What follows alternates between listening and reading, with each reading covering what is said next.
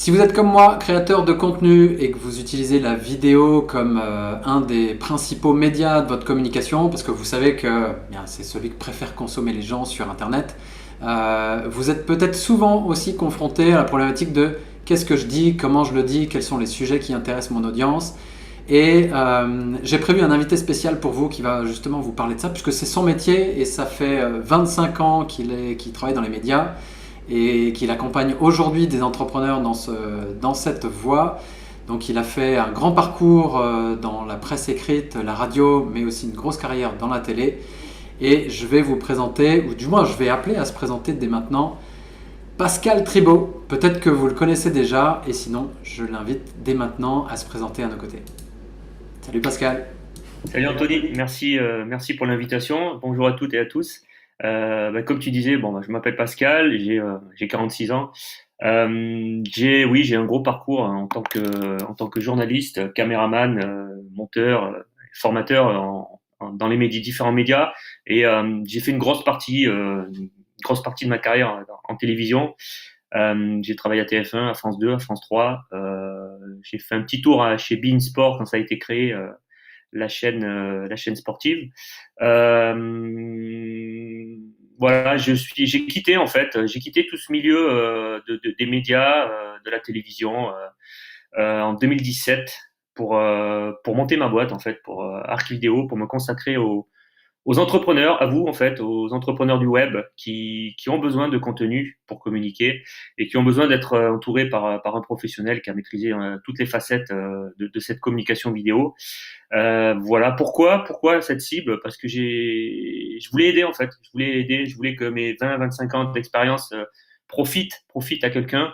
Et en naviguant sur Internet, en vacances, j'étais en vacances, j'ai constaté qu'en fait les entrepreneurs et les entrepreneurs du web spécialement communiquaient en vidéo, commençaient à communiquer en vidéo, mais pas de façon optimale en fait. Et il y avait trop d'erreurs, alors à la fois sur le cadrage, sur tout ce qui est la technique, mais pas spécialement parce que on commence à avoir une image de qualité, mais par contre au niveau du fond, au niveau du discours, au niveau des types de vidéos et au niveau de la ligne éditoriale vidéo, du contenu en fait, il y avait encore trop d'erreurs. Il y avait encore trop d'erreurs. C'était trop long, c'était trop brouillon, on comprenait pas le message.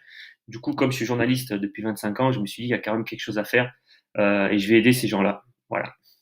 Alors justement, dis-nous comment tu accompagnes les entrepreneurs, les infopreneurs, tous ceux qui sont créateurs de contenu finalement et qui ont besoin de communiquer sur ce qu'ils font, mais aussi de la façon dont ils aident les gens. Hmm. Qu'est-ce que toi tu peux leur apporter? Moi, j'ai deux cordes à mon arc en fait. C'est pour ça que ma boîte s'appelle Arc Vidéo d'ailleurs. Je peux il y a des gens qui ont envie qu'on réalise tout pour eux. Donc, je peux soit réaliser pour eux, c'est-à-dire la réalisation, c'est pas juste le tournage et le montage, hein. C'est aussi en amont. On va élaborer une stratégie éditoriale avec la personne qu'on va passer un jour ou deux ensemble. Il va m'expliquer qui il aide, de quelle façon, qu'est-ce qu'il veut faire, etc. Moi, je veux tout savoir sur la personne pour pouvoir lui proposer après, comme quand j'étais journaliste, pour pouvoir lui proposer en fait, un calendrier rédactionnel, en fait. C'est-à-dire que tel jour, on va mettre tel type de vidéo, le lendemain, on va mettre plutôt une interview, le surlendemain, on va mettre plutôt un témoignage client vidéo. Voilà, en fonction de la personne, de son activité, de sa cible et du temps qu'elle a à consacrer à la vidéo, parce que c'est important, on n'en a pas parlé, mais la vidéo, ça prend quand même du temps, même si moi j'ai des secrets pour aller plus vite, il faut quand même du temps. Donc voilà, moi je peux proposer un clé en main en fait, c'est-à-dire que la personne, on réfléchit ensemble à ces sujets, je viens, je les tourne, je les enregistre chez elle, et je les monte, voilà, et je lui donne à laquelle est diffusée. Je peux même les diffuser pour elle si elle veut, hein. Donc voilà, et ça c'est la première option. Et la deuxième option, c'est là, comme je suis formateur, il y a des gens qui veulent faire eux-mêmes. Il y a des gens qui veulent pas s'embêter et qui veulent réaliser tout eux-mêmes parce que la vidéo ça leur plaît, parce que pour X raisons ils veulent maîtriser la chaîne du début à la fin. Dans ces cas-là, je les forme. C'est-à-dire soit je me déplace, je vais chez eux et je leur élabore leur setup, leur studio, etc. Pareil, on choisit des thèmes sur 6 mois, sur un an, qui vont intéresser les personnes et je leur montre comment on les tourne. Donc on en tourne deux ou trois ensemble et je leur montre comment on les monte. et comment on les diffuse. Voilà. Et après, la personne, elle est libre de réaliser elle-même ses vidéos, quoi. Voilà. Ouais, c'est top, c'est top, c'est top, parce qu'effectivement, je pense il y a tellement d'axes de travail en fait au départ, hein, quand on veut que ce soit d'un niveau professionnel, en tout cas ceux qui ont un minimum d'exigence par rapport au contenu qu'ils veulent proposer et qui souhaitent se démarquer, parce que c'est aussi ça. On peut faire des trucs basiques, il n'y a pas de problème, ce sera fait, mais effectivement, aujourd'hui, il y a quand même de plus en plus de monde qui se tourne vers la vidéo, déjà c'est pas pour rien, mais si on veut que ce soit dans un but de créer aussi de la richesse pour son entreprise, donc d'y trouver des clients, il faut que ce soit à un niveau professionnel. Et donc on ne peut pas se contenter longtemps de rester à un niveau amateur, à faire du petit bricolage, quoi. Donc je pense que c'est intéressant pour ce public-là d'avoir quelqu'un qui puisse les seconder fond et forme en fait, même s'il y a plus à faire sur le fond, parce que la forme, une fois qu'on en a décidé, c'est vu. Mais par contre, le fond, ça, c'est un sujet du quotidien, quoi.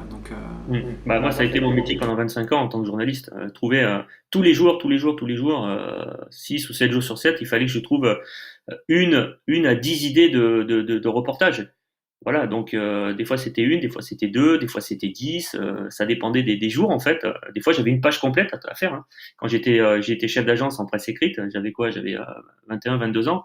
Je m'occupais du nord des Bouches-du-Rhône, de l'actualité du nord des Bouches-du-Rhône. J'avais 6 ou 7 villes et villages. Bah, tous les jours, il fallait que je fasse un article pour chaque ville. Tous les jours. 6 jours sur 7. Donc, je peux te dire que faut avoir des idées. Il y a des fois, tu te lèves le matin, tu te dis, mais je vais parler de quoi aujourd'hui? Il y a rien du tout, quoi. Il y a rien qui s'est passé. Bah, c'est pas grave. Tu as une page qui est vierge, il faut la remplir.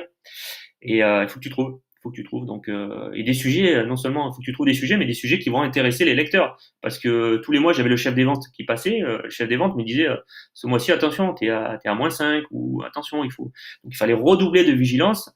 Il fallait traîner auprès des gens, discuter avec eux et savoir ce qu'on fait en fait, hein, maintenant sur Internet, hein, tout simplement. Moi, je le faisais en réel, c'est-à-dire que j'allais boire des cafés un peu partout, j'allais discuter avec le maire, j'allais discuter avec le chargé de communication de chaque ville, et il fallait que, des fois, j'avais rien, je décrochais mon téléphone, j'appelais le maire, j'ai dit, Monsieur le maire, pour demain, j'ai rien, il n'y a pas quelque chose qui se passe chez vous là cette semaine? Et il me trouvait toujours une idée de reportage, tu vois, quelque chose. Donc, c'est ça en fait. Le nerf de la guerre, il est là, il est pas sur faire un joli cadrage, faire un bel éclairage, ça c'est très facile, hein, entre guillemets, c'est-à-dire qu'une fois que tu as compris comment ça marchait, c'est facile. Le nerf de la guerre, il est dans chercher des sujets qui vont intéresser ton auditoire, en fait, et les faire de façon à ce que la personne elle reste jusqu'au bout, quoi. Elle reste accrochée à ce que tu dis, elle soit fan, quoi.